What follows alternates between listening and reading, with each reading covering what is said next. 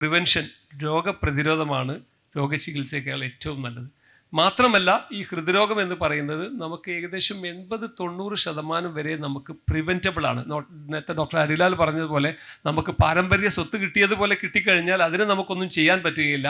പക്ഷെ അതല്ലാത്ത ഇന്ന് ഹൃദ്രോഗത്തിൻ്റെ ഏറ്റവും വലിയ കാരണങ്ങളായ റിസ്ക് ഫാക്ടേഴ്സായ പ്രമേഹം, പ്രഷർ, കൊളസ്ട്രോൾ, പിന്നെ അമിതഭാരം, വ്യായാമമില്ലായ്മ, ഇങ്ങനെയുള്ള റിസ്ക് ഫാക്ടേഴ്സൊക്കെ നമുക്ക് വരാതിരിക്കാൻ നമുക്ക് പ്രിവെൻറ്റ് ചെയ്യാൻ പറ്റും. അതേപോലെ അഥവാ വന്നു കഴിഞ്ഞാൽ അതിനെ കൺട്രോൾ ചെയ്യാൻ പറ്റും.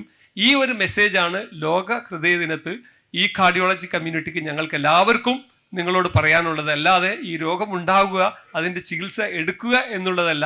പണ്ടൊരാൾ പറഞ്ഞു, ഈ ലോക ഹൃദയ ദിനം ഇങ്ങനെ ആചരിച്ചു കഴിഞ്ഞാൽ ലോകത്ത് ഹൃദ്രോഗികൾ ഇല്ലാതെ പോവില്ലേ ഡോക്ടറെ, നിങ്ങൾക്ക് ജോലി ഇല്ലാതെ പോവില്ലേ? അങ്ങനെയല്ല.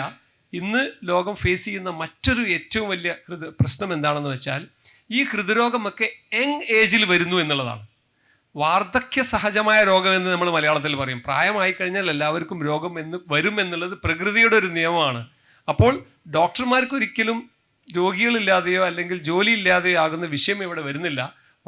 നേരെ മറിച്ച് ഞങ്ങൾക്ക് വിഷമം തോന്നുന്നത് എന്താണെന്ന് വെച്ചാൽ 30 വയസ്സിലും 35 വയസ്സിലും വളരെ പ്രൊഡക്റ്റീവായിട്ടുള്ള ഏജിൽ ഹാർട്ട് അറ്റാക്ക് വന്ന് പിന്നീട് ജോലിക്ക് പോകാൻ പറ്റാതെയായി, അതല്ലെങ്കിൽ പെട്ടെന്ന് മരണം സംഭവിച്ച്, കുഴഞ്ഞു വീണ് മരണം സംഭവിച്ച് അദ്ദേഹത്തെ ഡിപ്പെൻഡ് ചെയ്തിരിക്കുന്ന ആ കുടുംബത്തിന് താങ്ങും തണലുമില്ലാത്ത ഒരു സാമ്പത്തികമായിട്ടുള്ള ഒരു സോഷ്യോ എക്കണോമിക് ഇമ്പാക്റ്റ് ഇതിൻ്റെ പിന്നിലുണ്ട് എന്നുള്ള ഒരു മെസ്സേജ് കൂടി നമ്മൾ മനസ്സിലാക്കണം.